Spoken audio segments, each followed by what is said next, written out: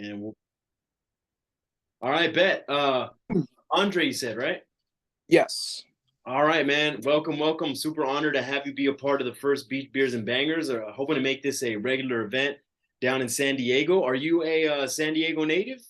Yes, I'm born and raised in San Diego, living in Chula Vista right now, about 45 minutes south of Encinitas. Nice. And what do you think about the vintage community down in San Diego? How do you feel about like the whole vibe down there for vintage? It's growing, man. It really blew up around the time of the pandemic, and since then there's just been a million people coming in. I definitely came in after selling vintage like 10 years ago. It's awesome. There's a bunch of Y2K sellers, there's true vintage heads, there's dudes doing crazy all over prints, there's guys selling streetwear and the sneakers. It's a really great community with a lot to offer.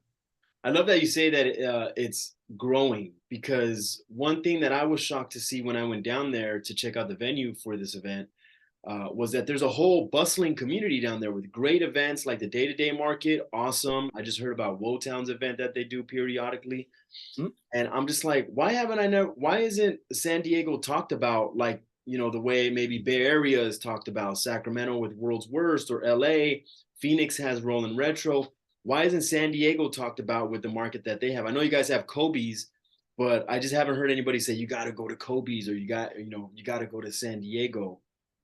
Bro, that's San Diego. Like, regardless if it's vintage, if it's sneakers, if it's just fashion, like whatever the creative industry is, San Diego has always been an underdog. We've always been looked over. I mean, LA is only 2 hours, a 2 hour drive from us. So it's kind of like, why would people do it here if they could just do it up there? But all of a sudden, there's a ton of people in San Diego. There's a lot of creativity here, and it's still in the underground and it's still growing. And I think it's still figuring out its identity because there's a lot of people here that have been doing it for about 20, 30 years that they've been selling online. Like a lot of their clientele was Japan and Sweden and Thailand. Wasn't really stuff that was happening locally. But a lot of the sellers that are going to be at a B3 were the people doing it at Kobe's that got the culture going here, that got a bunch of high school kids in here, got these like 14, 15-year-old kids in here, but they also have 50, 60-year-olds starting something because they're like, hey, I know this product. I want to do a business and I want to be a part of something. So it's getting there, but it's definitely still an underdog, just like the city of San Diego is. That's awesome. And what are who are some of these OGs that you say are going to be there so I can know keep an eye out for them? Well, of course, everybody knows Golden State Vintage and the that the special pair of Levi's he got recently.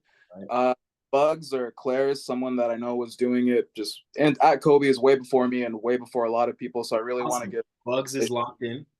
absolutely, absolutely. There's a guy named Coop who's actually from the IE who does a lot of customs, does a lot of he and I partner up together at the OB Farmers Market, and he's someone else. Another name I wanted to drop in there. Shat Stained is another guy that's been doing it here in San Diego for a long time. So definitely want to at least drop them. Okay, awesome. Yeah, those people are all signed up. Who was the one from IE that you said? Coop, 9-5 worldwide. Not. Oh yeah, he's locked in too. All right, hell yeah, we're gonna have some OGs at the event. Yeah, that's cool. Yeah, they're all locked in. All right, what items do you enjoy curating? Can we expect to see those items at your stand at the market, or is that just what you keep? No matter what, I'm always the guy that's gonna have jerseys. I'm gonna have Harley Davidson stuff, and I'm gonna have collegiate gear. Those three things in particular have always been my bread and butter, and it's stuff I grew up enjoying. You know what I mean? It's like I had like the USC crew necks. I had like those jerseys. Like I had that kind of product when like I'm 34 years old. I've been wearing this stuff like my whole life. Like the stuff that I'm gonna be selling is the stuff that I had on me. That's awesome, man. I'm 36, so isn't it pretty crazy to see all the stuff that you wore in high school kind of go out of style and now come back? If I had only known all my birdhouse t-shirts and my world industry stuff, all my flame boys, my wet willies. If I had only known, if I had only known, bro. Yeah, totally. All right, man. My last question on here is what can we tell the people to get them excited about the event? But I think everything that you just said is that like a lot of OGs going to be in the building. San Diego is going to be represented at the market. There's going to be a diverse range of variety of vintage, from like the t-shirts, which is like kind of the hypey stuff, to the true vintage, which is very exciting. But what are you specifically looking forward to seeing at the market, if there's anything in addition to what you just listed?